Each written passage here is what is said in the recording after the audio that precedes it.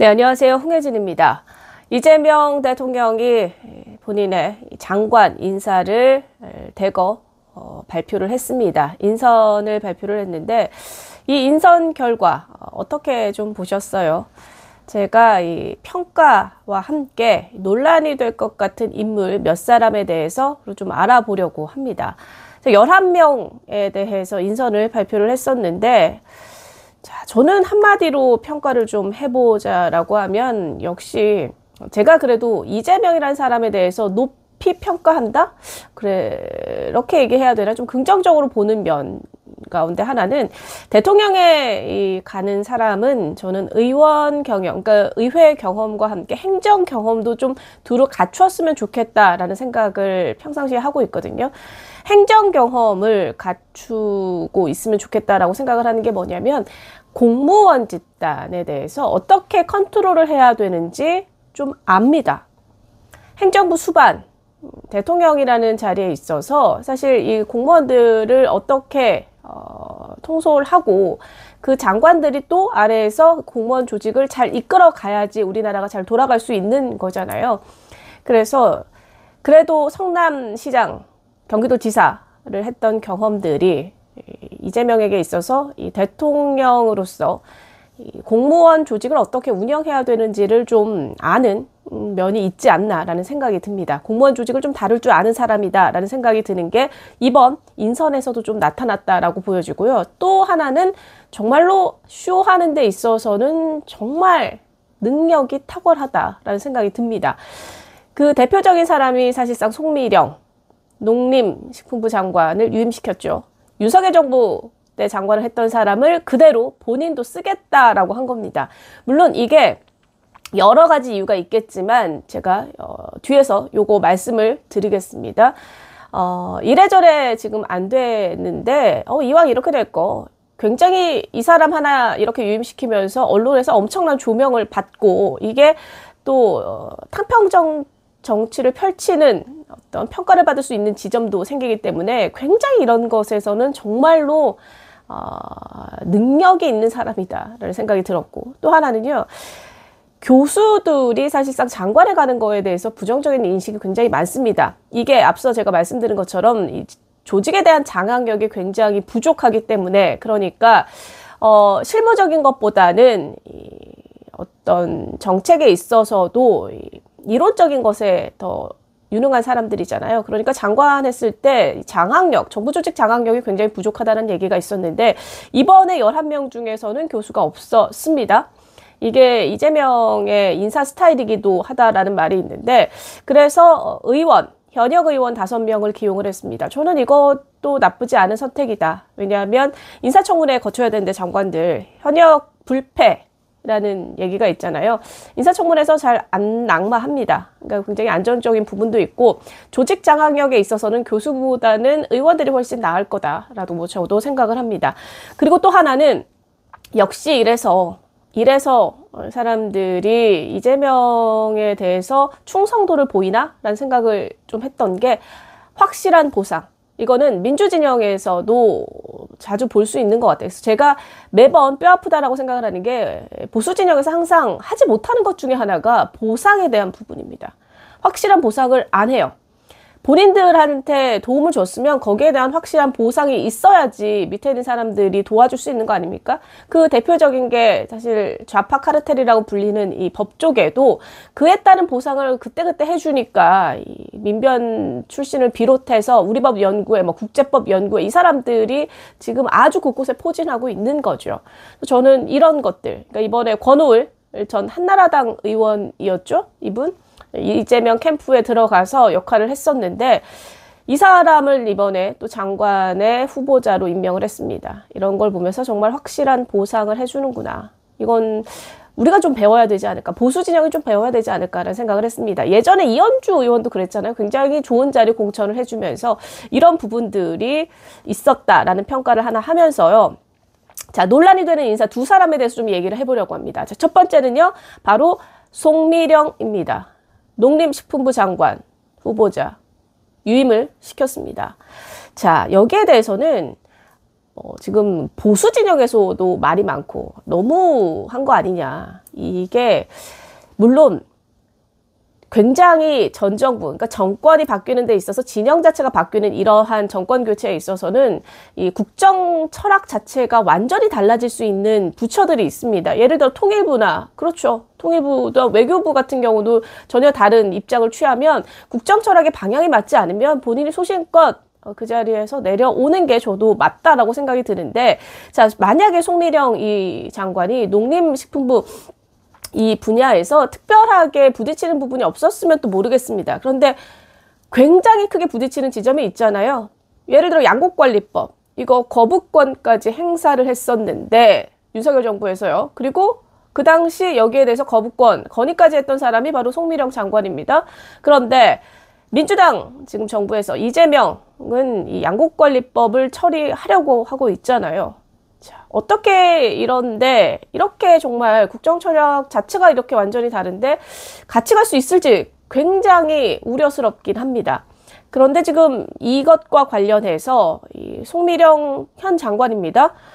여기에 대해 새 정부의 철학에 부합하는 방향으로 추진하겠다라고 밝혔다고 해요. 그래서 저는 이것도 좀 의아합니다. 그래서 앞으로 이 부분에 대해서 어떤 얘기를 할지 궁금해지는 시점이고, 국민적인 시각으로 봤을 때도 굉장히 비겁한 행동이 아닌가라는 생각이 듭니다. 이거는 보수 진영에서 송미령 장관을 바라보는 시각이고요. 지금 민주당 진영에서도 아니 어떻게 이렇게 국정 철학이 맞지 않는 장관을 그대로 유임시키냐라는 논란이 있고, 그리고 민주당의 이제 호남 지역의 많은 농민 여러분들이 굉장히 반발을 세게 하고 있다고 합니다. 그래서 지금 우상호 정무수석이 이 농림식품부 여기 소속의 본인 국회의원들을 만나서 협조를 구하고 의견을 구한다라고 얘기까지 지금 나오고 있는데, 자, 이래서 굉장히 양진영에서 다 논란이 되고 있는 사람이 바로 송미령이다. 그리고 이 사람 민주진영에서도 물론 당연히 양곡관리법과 관련해서도 논란이 있지만 앞서서 사실 지난 총선에서 국민의힘이 대패하게 했던 원인 제공, 그중에 가장 컸던 게 뭡니까? 대파 논란이었잖아요. 그 옆에서 윤석열 대통령 당시 옆에서 대파 가격 관련해서 얘기한 사람이 바로 이 사람입니다. 송미령. 그리고 당시 장관이었으니까 그 대통령의 이 동선 그리고 일정과 관련해서 분명히 본인이 관여를 했을 테고, 이 논란을 자초하는 데 분명한 역할을 했던 게 본인일 텐데, 저는 이래서 이거 우스갯소리로 그런 얘기도 해요. 대파에 대한 보은이냐. 사실 그 당시에 대파는 정말 총선을 완전히 휘둘렀던 그런 논란이었어요. 이번에 대선에서 사실 커피 원가 120원은 진보 진영을 흔들지 못했던, 이런 거 보면 참 차이가 많이 납니다. 그 당시 대파는 정말로 중도 진영까지 흔들었던 정말 거대 이슈였는데 그 그림을 만들었던 게 사실상 송미령 아닙니까? 그래서 저는 이게 대파 보은이냐라는 생각까지 듭니다. 자, 그래서 어찌됐든 양쪽에서 다 논란이 있고 비판이 있는데, 이재명 입장에서는 그렇다면 저는 나쁘지 않을 것 같아요. 이게 왜냐하면 이렇게 지금 유임이 됐다라는 발표가 나오면서 공무원 조직, 그러니까 농식품부 안팎에서는 긍정적인 메시지가 나오고 있다라는 거예요. 늘공등 사이에서는 그 당시에 만약에 정권이 바뀌면서 부침이 생길 때 본인한테 불리하게 작용할까봐 굉장히 모든 일에 있어서 소극적으로 하거나 이런 분위기들도 분명히 있거든요. 근데 정권이 바뀌어도 장관이 유임될 수 있고, 나도 어떤 승진에 있어서 불이익을 받지 않을 거다라는 인식이 팽배해지고 인식이 번지면 그거는 조직사회, 공무원 조직사회에서 나쁘진 않거든요. 그래서 제가 볼 때 이재명이 그것도 분명히 생각하고 있었을 거다. 탕평 정치를 한다라는 이미지와 그러한 조직사회의 분위기에다가, 그리고 제가 봤을 때 이제 농림식품부 장관으로 거론되는 인사가 분명히 있었거든요, 민주당에. 근데 이 인사검증이 굉장히 힘들다는 얘기를 하고 있습니다. 너무 도덕적인 기준이 높다라는 표현을 하는데, 아마도 이 인사검증에서 통과를 하지 못하다 보니까, 그러니까 여러 가지로 그러면 그냥 송미령 가져가도 되지 않을까라고 생각해서 지금의 이 결과물이 나오지 않았나. 이 전체적으로 봤을 때 이재명한테는 굉장히 나쁘지 않은 선택이 아니었나라는 생각이 듭니다. 만약에 이게 중간중간에 논란이 커져서 그게 논란이라는 게 보수 진영도 그렇고 민주당 진영에서도 굉장히 반발이 나와서 낙마를 하게 된다면 사실 모든 장관들 17, 8개 부처의 장관이 모두 낙마자가 한 명도 없이 가기에는 사실 어렵거든요. 그래서 낙마, 뭐 데스노트 뭐 해가지고 뭐 2명, 3명, 4명 이렇게 명단도 발표가 되는데 그 중에 한 명으로 해서 나는 이렇게 탕평 정치 하려고 했는데 이게 국민적인 여론에 부딪혀서 안 됐다라고 하면 그때 나중에 충분하게 변명거리도 되지 않습니까? 그래서 제가 볼 때 이재명이라는 사람들, 이재명 대통령의 자리에서 봤을 때는 나쁘지 않은 카드가 아닌가라는 생각이 들었습니다. 정말로 이런 거 보면 참 이런 내 머리는 정말 잘 돌아가는 사람이다 라는 생각을 다시 한번 했고, 자, 두 번째는 김영훈입니다. 여기 고용노동부 장관 후보자로 지금 지명이 됐죠. 이 사람이 사실 지금 기관사라고 하는 거잖아요. 지명된 그날 어제도 실제로 그 새마을호 기차를 몰았다라고 하는데, 저는 그래서 이 사람이 뭐 정말로 그쪽 사람인가 이렇게 기사만 봤을 때, 근데 정치인입니다. 비례대표 순번까지 받았었고 국회의원 출마까지 했었던 정치인입니다. 정치인이고, 그리고 이 사람은 이제 민노총의 위원장 출신이고, 그러다 보니까 국민의힘에서도 이거 민노총의 청구서를 결국 받고 이재명이 그 청구서에 대한 것들을 보상을 해준 거다라고 표현을 하고 있는데, 저도 그렇게 보여져요. 민노총 위원장 출신이다 보니까 노란봉투법 뭐 이거 개정이나 주 4.5일제 이거 추진하는데 굉장히 강한 드라이브를 걸 것으로 보입니다. 다만 우려되는 지점이 너무 많죠. 우선 노동계 쪽에서 일했던 분이 과연 정부 조직에 대한 장악력을 발휘할 수 있을까? 장관한테 가장 중요한 역할 그리고 능력 중에 하나가 바로 조직 장악력입니다. 그러니까 공무원들 제대로 일시키지 못하면 사실상 허수아비 될 수 있어요. 그래서 이 고용노동부 직원들이 과연 이 사람을 장관으로서 대우하면서 지낼 수 있느냐, 이 부분도 굉장히 중요해질 것 같고요. 자, 그리고 민노총은 사실 한노총과 달리 이 민주당 정권이 들어서도 계속해서 부딪히는 경우가 되게 많았습니다. 워낙 센 얘기를 했기 때문에. 그래서 이 전 정부 문재인 정부에서도 각을 세우는 지점들이 굉장히 많았잖아요. 그걸 이재명이 모를 리가 없죠. 그래서 본인 정권에서 민노총에서 시끄러운 일이 발생하지 않기 위한 그러한 미리 저변에 조치를 취한 것도 있지 않나라는 생각이 듭니다. 그래서 이렇게 봤을 때는 절대로 나쁘지 않은 카드다, 이재명의 입장에서. 그리고 이 사람을 지금 보면 민주노총이 지금 사람인데 진보당으로 중간에 들어갔고 진보당에서 활동을 했거든요. 근데 진보당이 이번 대선에서 원래는 진보 정당을 지지를 해왔잖아요. 그렇게 따지면 권영국, 참 그래도 우리가 토론회에서 봤던 권영국 후보를 지지했어야 되는데 사실상 아무도 지지를 하지 않았거든요.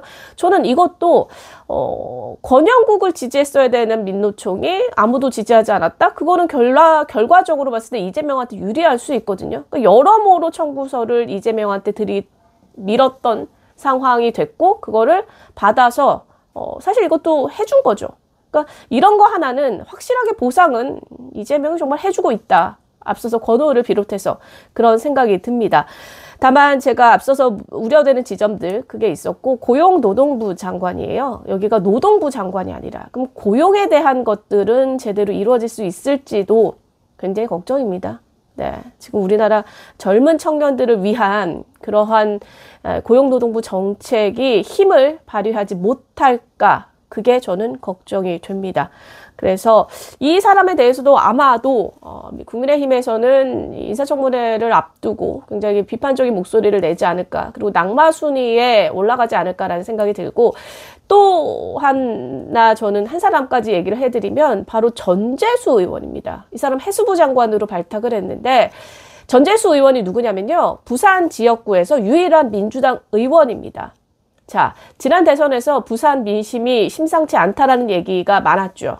그래서 다음 지선 때 민주당이 지금 굉장히 벼르고 있습니다. 이 지역의 많은 자리를 탈환하기 위해서, 가져오기 위해서 굉장히 노력을 하고 있는데, 거기에 선봉장으로 전재수 의원을 장관으로 앉히면서, 해수부 장관으로 앉히면서 역할을 해라라는 그런 시그널 같다라는 생각이 듭니다. 이렇게 되면 이 해수부의 부산 이전 문제도 있을 거고요. 굉장히 부산 지역의 민심을 흔들려고 하는 그런 의도도 깔린 인선이 아닌가라는 생각이 듭니다. 자, 그래서 전반적으로 사실 이 11명의 후보자인데 더 중요한 인선이 남아 있습니다. 우리가 너무너무 많은 관심을 갖고 있는 법무부, 뭐 기재부, 행안부, 여기는 이제 김경수 의원, 전 의원, 네, 전 지사죠. 이 사람의 고용, 임명 여부가 지금 굉장히 주목을 받고 있는데 굉장히 중요한 이 인선이 남았기 때문에 여기도 발표가 되면 제가 영상을 지금 올릴 예정입니다. 그 전에 이 11명에 대한 얘기를 좀 해봤는데요. 전체적으로 정말 이재명이라는 사람의 색깔을 알 수 있는 인선이 아니었나. 분명히 저는 개인적으로 이재명이라는 사람의 입장에서만 철저히 봤을 때는 분명히 칭찬해 주고 싶은 부분도 분명히 있어요. 본인한테 유리한, 아주 유리한, 정말 이런 거 하나는 정말 잘한다라는 생각이 드는 그런 인사를 하지 않았나라는 생각이 드는데 나머지 분들은 사실 인사청문회 과정에서 또 여러 가지 논란거리는 우리가 뭐가 나올지 모릅니다. 그래서 김민석과 같은 정말 어마어마한 정말 부도덕의 끝판왕을 보여줄 수도 있는데 그런 것들이 뭐가 또 있을지 앞으로 나오는 얘기가 있으면 또 발빠르게 전해드리도록 하겠습니다. 지금까지 홍혜진 TV였습니다.